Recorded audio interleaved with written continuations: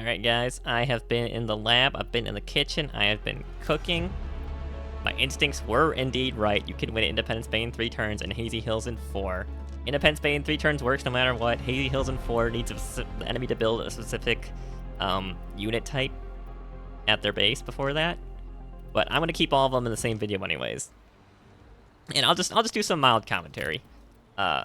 Kind of like the first one, but this one, same strategy. I was experimenting. I spent like an extra couple hours trying to experiment with a full cheetah, which can move 9 spaces on road, by the way, in case you were wondering, which is just, whew, mind blown.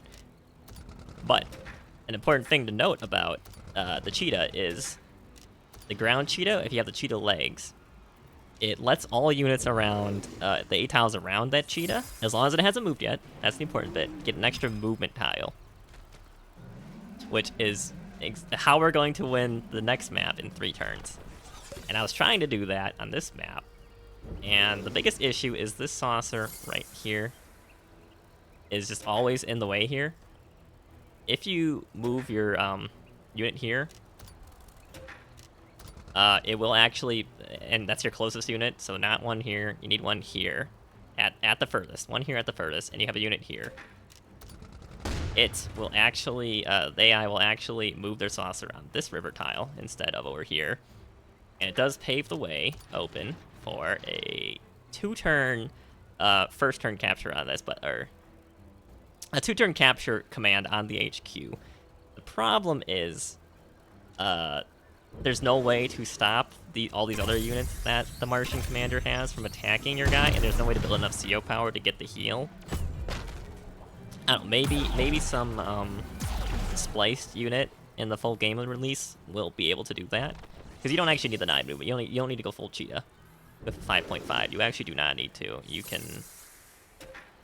also, by the way, this Stingray actually went to the city this time. Interesting. But you don't actually need a full cheetah to get here. It's only 20 tiles away, and the cheetah can move 9 spaces, so you can actually lose a space or 2. Well, I mean, not 2. Okay, you can lose like... half to a full movement tile and still make it to the HQ in 2 turns with other units. I tried going left, I tried going right, tried being really cheeky. I found that if you put a tank here as the closest unit and then your cheetah here, the UFO will actually block this industry. The problem is there's no way to, you know, get in there, right? There's no possible way to get to the HQ at that point. So it's just... I haven't given up entirely on it, but I'm pretty sure it's not possible to win in 3, but it's close. It's really close to being able to be 1 in 3. Now, this one is where the difference lies from the previous video, and I really... Oh, I swear, it just randomly chooses which one goes where, but I definitely need... you need the ground cheetah, full ground cheetah, to be on the left side here. Okay, that works. Anyways, we do the same capture with this guy. We do this, the baiting, Skyhawk, of course. But what changes now that I made from the previous video is we're going to try and capture with this mech instead. And we're using this tank to bait. And we're going to use the same strategy in the first video, or the first level, where we want these 2 units to target our tank instead of our capturing unit. This infantry needs to capture here. But you remember where I told you about the cheetah +1 movement increase? So... our infantry here can actually move 4 tiles, so we want to load him up right away. Also, loaded on... No, I didn't realize you could load from on top. Okay.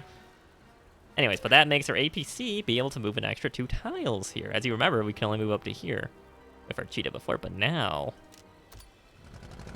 we can get to this in 2 turns instead, which... mind blown. And on top of that, we're going to buy a heavy... it doesn't matter, infantry or heavy, and as long as they're cheetah... and look how far this guy can move. Like, oh my god, insane. As long as he's within... a tile of this industry, and it hasn't moved. That's the important bit. Your cheetah needs to not have moved. If your cheetah is I don't know what we actually call it, weight command, I guess. You don't actually get the +1 movement. So that's a very, very important distinction to make. So you have to move your other units around the cheetah first to benefit from the +1 movement.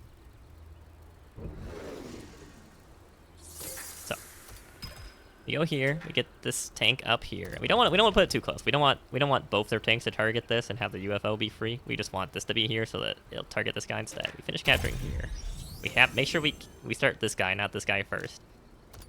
So we can capture here with the 4 movement, with the extra +1 movement. We get our Cheetah to capture this one for turn 2. We get this one to capture here. And we get this guy to capture here like normal. We still bait the enemy unit like normal as well. Right here, because we still do need to stop him from shooting our flying splice unit. But there's no longer need to bait this this guy down here to get a CO power turn in or anything like that, just in case they target our heavy that we previously sent here. So we actually don't. We've already built all the units we need.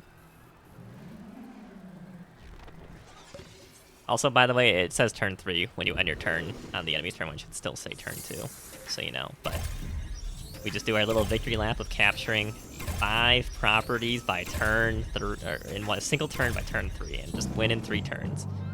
So that is there's no way you can lower it, but like, man, how cool would that be if it was possible? Now this last one, this is a little RNG. Okay, had to make a little edit because the strategy didn't seem to be 100% of the time. So there's actually a separate recording on the first 6 minutes, but I think I found a 100% strategy no matter what the enemy does. We are going to need Annabelle Corman and Field Medic for this, however, but we are going for the standard 2 Cheetah Flyers. So the reason I made this separate recording and had to do a little bit more testing, I thought I already had a 100% strategy, but then depending on when Emperor Zarb here, I guess, yeah, I don't notice any difference between the Martians and each other. I'm sorry. Maybe that's racist, planetist of me to say to the Martians, but it's hard to tell that he's like a different Martian if you're not paying attention. They all look very similar. Because this guy calls them the saucer, but the previous 2, they call meteors down. But anyways, for the 100% strategy, we want to make sure that our flyer ends up here. And we're actually moving our Sky Carrier forward, unlike the previous video where we went to capture this instead. But we actually do not need to capture this for enough CO power to win in turn 4, so we don't do that anymore.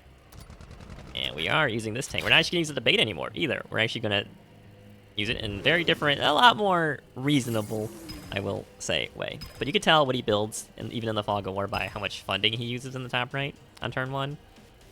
Looking like he built a tank instead of an infantry. Normally he builds an infantry or a mortifier. But even if he builds a tank, this should still work. Sky Carrier needs to go here. You need to drop this here to get the AI to basically maneuver a certain way. It's hard to tell in the Fog of War. And they do have a healthy feature where you can restart your turn if you want to check out what the enemy position is, and you just run a unit forward to see where it is, so, which is really cool, by the way. Like, very cool. Very helpful for Fog of War. But again, we're just going to move our first flyer here because they have a mortifier here that can target us if we go here. We do not want to take damage on these units yet. But instead of baiting like we did last time, we are actually going to move the tank here instead, out of vision range, because the AI actually does respect Fog of War in this game, mind you, which is very nice. And what we're looking for is we're looking for a tank to be on this side right here on this plains tile.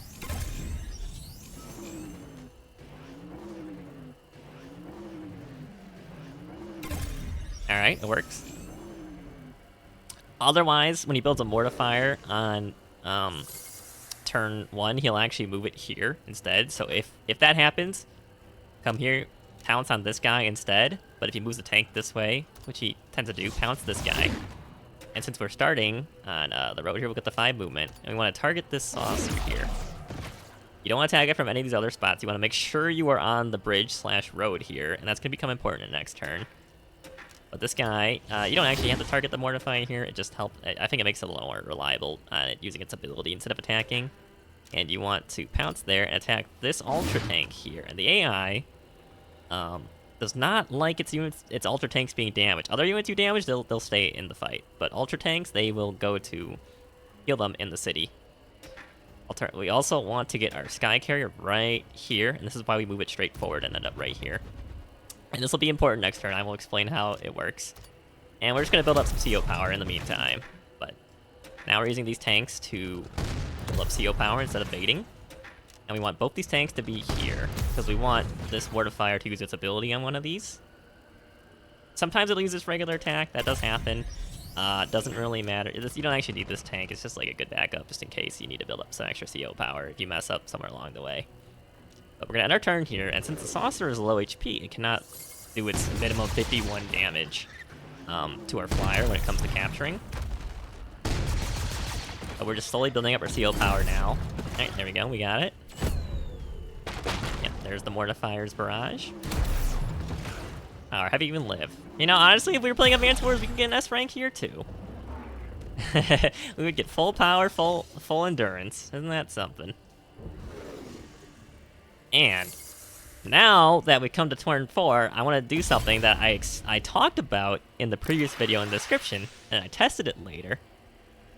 And there's this really cool trick you can do where you can capture with 1 infantry, pick it up with a transport, and this is why we want our guy to be on a road, so he gets 6 movement speed instead of 5. He can't make it in 5. He needs to be on a road for the 6.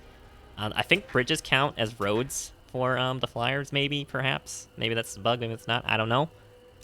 But we can capture it in 2 turns by using the pickup trick. And please, Relic, keep that in the game, because it's so fun. It adds so much more variety to the transport game. I love it. But that is what I believe to be the new lowest turn counts for all 3 of these levels. Assuming they don't change anything in the demo and like do some bug fixing. Like, they definitely need to fix that Fog of War bug I showed in the previous video. And I didn't mean to make a second video, but I was sleeping. Or at least I was trying to sleep. I was trying to sleep, and this is just nagging at me. My instincts were telling me this had to be 1 and 3, and this had to be 1 and 4 in some possible way. And I just kept testing for another like 5 hours until I found it, so there you go. That should be lowest turn count for the Earth vs. Mars demo, assuming they don't change anything. Thank you for watching. I hope you enjoyed.